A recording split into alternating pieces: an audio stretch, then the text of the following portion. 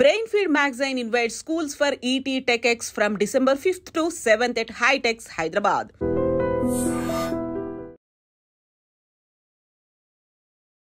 ప్రేక్షకులకి మీ రామచంద్రమూర్తి నమస్కారాలు. ఇవాళ సెన్సెక్స్ అలాగే నిఫ్టీ పెద్ద ఎత్తున ర్యాలీ వచ్చాయి. సెన్సెక్స్ దాదాపు 2000 పాయింట్స్ పెరిగింది. అలాగే నిఫ్టీ 560 పాయింట్లు పెరిగింది. అలాగే బ్యాంక్ నిఫ్టీ తీసుకుంటే 760 పాయింట్లు పెరిగింది. ఇది లాస్ట్ 5 monthsలో సింగిల్ బిగ్గెస్ట్ ర్యాలీ కింద నమోదైంది. సో అంతకు నిన్న క్రితం రోజు చూస్తే అంత ఆదాని ఎఫెక్ట్ అయ్యి మార్కెట్స్ అన్ని విపరీతంగా ఫాల్ అయినాయి.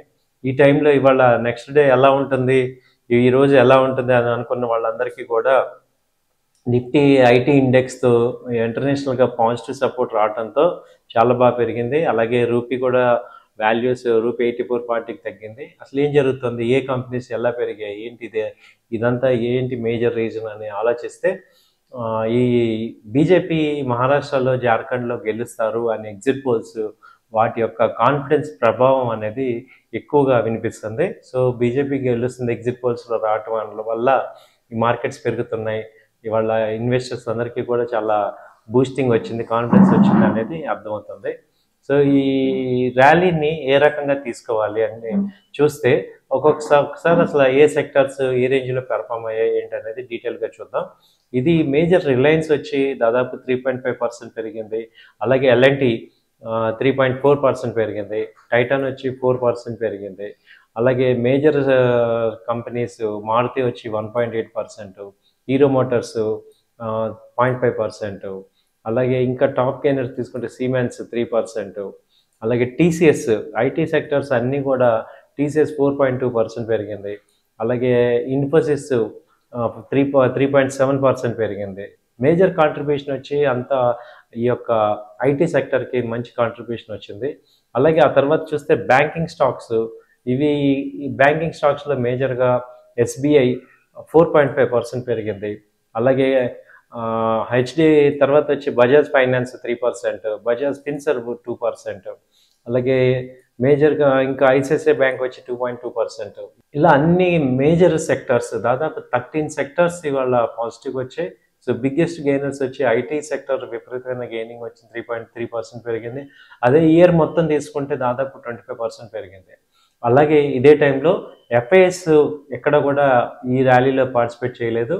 అలాగే నిన్న ఫాల్ అయిన అదాని గ్రూప్ కంపెనీస్ అన్నీ కూడా కొంచెం రికవరీ అనేది జరిగింది. 2-3% రికవరీ వచ్చాయి.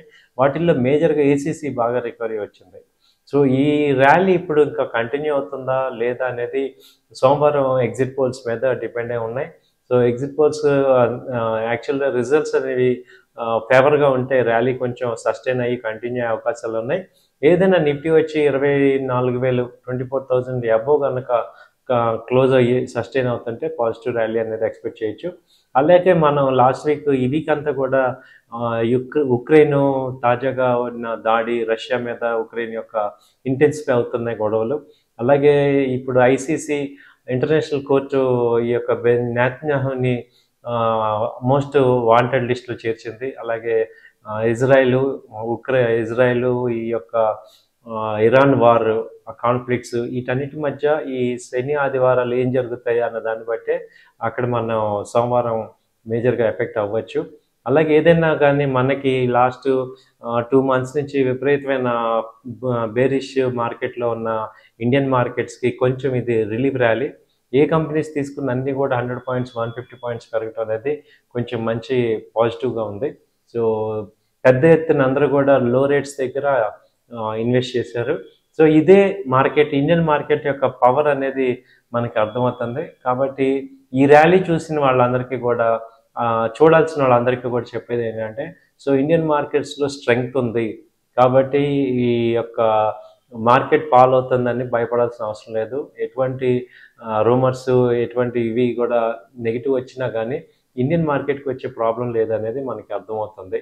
సో కాబట్టి ఏంటంటే keep buying, so be positive అనేది మార్కెట్ మనకి చెప్తుంది. సో థ్యాంక్ యూ అండి, నమస్తే.